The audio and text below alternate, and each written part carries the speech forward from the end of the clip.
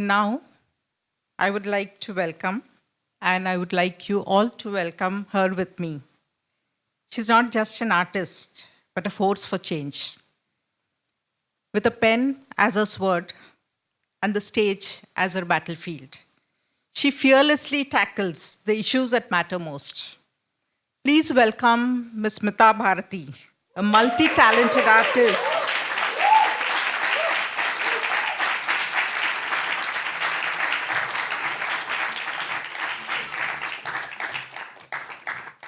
Our executive director, I have a question for her. She has a pen as a sword and the stage as her battlefield. What is your shield, Smita? आपकी ढाल क्या है?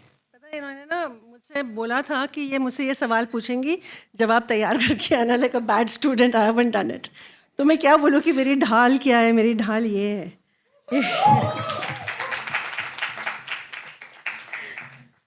And like a bad student मैं भी पढ़ के बोलूँगी. छोटी सी कहानी है, बहुत सारी कहानियाँ, उनमें से एक कहानी है. इस कहानी को मैं कहती हूँ मोगरे की महक, जिससे मेरी जिंदगी महक रही है. तो मेरी दादी थी. तो मेरी दादी रोज सुबह 5 मोगरे के फूल मेरे सराहने रख देती थी. न हिलाती थी, न डुलाती थी, बस फूल रख के चुपचाप इंतज़ार करती थी मेरे उठने का. और मैं अपनी गहरी नींद से उस मनमोहक फ्रेग्रेंस के गोंद में धीरे धीरे अंगड़ाई लेते हुए उठती थी. हर रोज़, हर साल, जब तक वो चली ना गई. What a beautiful gift she gave me. She gave me another gift, my axis, मेरी धुरी. कहती थी जेड़ी गल्लों डर लगता है ना ओयो करी. Meaning, go the way of your fear. Do only that which makes you fearful. खौफ जिस बात से आता हो उसी बात को गले लगा, अपना कर बेखौफ हो जा पुत्र. मेरे पास डर में लिपटी हुई कहानियों का बड़ा सा पुलिंदा है.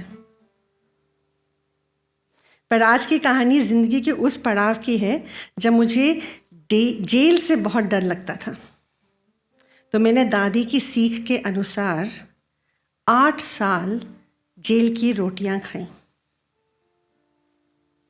कैद नहीं हुई थी. कोई सोच रहा होगा जेल चली गई. जेल नहीं गई थी, अरेस्ट नहीं किया गया. मैंने काम किया, मैंने कहानियां सुनाई जेल में जाके, जेल के अंदर. जब पहली बार अंदर गई ना तो वहाँ औरतों ने पूछा कि भाई तुम कौन हो और क्यों आई हो? लॉयर हो? मैंने बोला नहीं. तो लीगल एड? मैंने कहा नहीं. अच्छा तो हमारे बच्चों के लिए कुछ करोगी? मैंने कहा नहीं. सिलाई कढ़ाई सिखाओगे? उनके हर सवाल को मैं सर हिला के नकार देती. तो फिर उन्होंने पूछा अच्छा बता ही दो कौन हो और क्या करोगी? तो मैंने कहा स्टोरी टेलर हूँ, कहानियाँ सुनाऊंगी. सब ज़ोर ज़ोर से हंसी और उन्होंने मुझे उंगली दिखा दी. पर मैं भी डटी रही. दादी ने जो सिखाया था ना, go the way of your fear. Jail से डरती थी. एक्स हस्बैंड ने कहा था जेल में बंद करा दूंगा. तो जेल के अंदर तो जाना ही था, और वो भी अपनी मर्जी से. तो मैं हर हफ्ते पहुंच जाती थी. धीरे धीरे कुछ एक औरतों ने मेरी ना परीक्षा लेनी शुरू कर दी. हमारी रोटी खाओगी? मैंने कहा हाँ. हमारा पानी पियोगी? मैंने कहा हाँ. हमारे कंबल पे बैठोगी? मैंने कहा हाँ. और जब मैंने उनकी अग्नि परीक्षा पास कर ली तो वो भी मेरी कहानियाँ सुनने लगी. मैं उन्हें कहानी सुनाती, प्रेमचंद की, टैगोर की, मैत्री पुष्पा की. वो मज़े लेकर सुनती. शुरू में ना बस 5-1 औरतों का घेरा होता, पर कहानी बढ़ते बढ़ते उनके चारों ओर 20-25 औरतें और आकर बैठ जाती. कहानी ख़त्म कर मैं उन्हें रोल प्ले के लिए बुलाती। थिएटर का शौक है ना। अलग अलग औरतें अलग अलग किरदार निभाती। बस एक ही हिदायत थी कि वो कहानी की स्क्रिप्ट को बदल सकती थी। तो अब तक आप इमेजिन करिए कि वहाँ पे लगभग 50 एक औरतों का या 100 एक औरतों का जमघट लग गया है मेरे आसपास। तो 5 का घेरा, 25 का घेरा और उसके आसपास 50 एक और औरतों का घेरा। जैसे जैसे औरतें कहानी को इनैक्ट करती, आसपास से ज़ोर ज़ोर से आवाज़ें आती। जैसे अभी बीच में आई थी एक पूनम जी की, तो वहाँ पे भी आवाज़ें आती ऐसी ज़ोर ज़ोर से, अरे तू क्यों घर से निकलेगी, उसको बाहर निकाल, तू क्यों मार खाएगी, उसको मार वापस, अरे चुप मत रहे, पलट के जवाब दे, उसने तुझे छुआ कैसे, घूरा क्यों, मारने की हिम्मत कैसे करी। और रोल प्ले करती औरतें उन आवाज़ों को सुन बेखौफ कहानी को बदलती जाती हैं। उन आवाज़ों को सुन जो बेखौफ उन सभी बातों को झंझोड़ती जिन्हें हमने चुपचाप सहना सीखा था, एक अच्छी लड़की की तरह।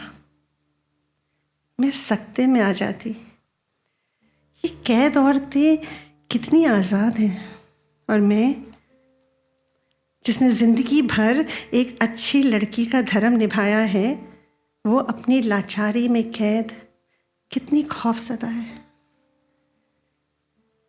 क्या मैं भी अपनी कहानी बदल सकती हूँ? खौफ को पीछे छोड़ बेखौफ सर उठा एक अच्छी लड़की की दहलीज को लांघ सकती हूँ। उन सभी बातों के बारे में बात कर सकती हूँ जिन्हें मैंने चुपचाप जिंदगी भर सहा था।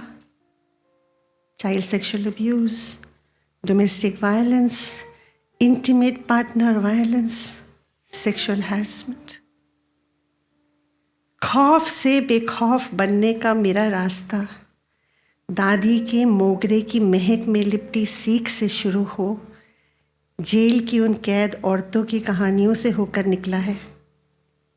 इस लंबे सफ़र में, अब मैं 60 की होने जा रही हूँ तो इस लंबे सफ़र में हादसे और भी हैं, कहानियाँ भी बथेरी हैं, समय की तंगी है, तो बाकी की फिर कभी। Thank you.